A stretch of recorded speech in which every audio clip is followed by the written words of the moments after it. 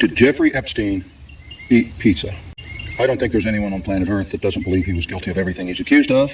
Why do we accept that so easily today? Why is there so much proliferation of the subject matter of ritual molesting children that we accept it today? Because we always haven't. We go back a few decades, go back about 10 years, and we heard about Pizzagate.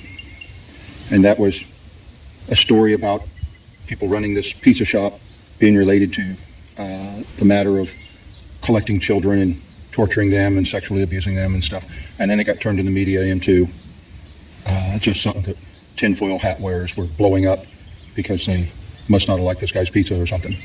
Okay, and that was the way it was played out. And that's why everybody tended to leave it. But that's not the first time we've seen that. We go back decades earlier to something called the McMartin School incident, preschool, involving the same thing, ritual abuse and sexual abuse of children.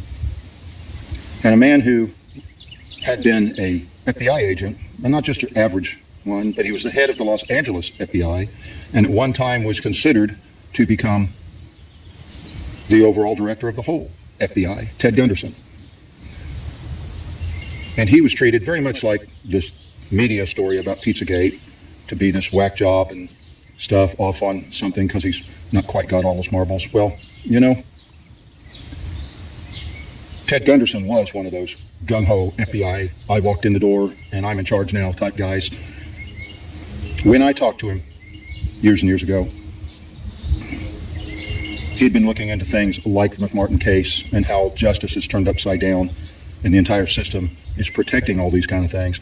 He wasn't that FBI demeanor anymore. No, he seemed kind of frazzled, but he did not seem to be out of his mind, and he did not come off to me. And like I said, I talked to him personally.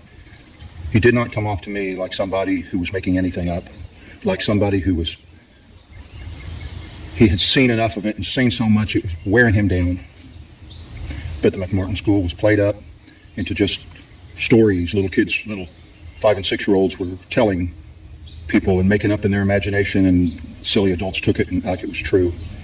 Well, you know what? You look at how the media and how the officials handled the McMartin case and did it exactly like they did Pizzagate, the exact same formula. The people who were behind the McMartin School, the people that were behind Pizzagate, are all the people on Jeffrey Epstein's list. So why didn't we believe the stories of the little kids when they told us about it decades ago?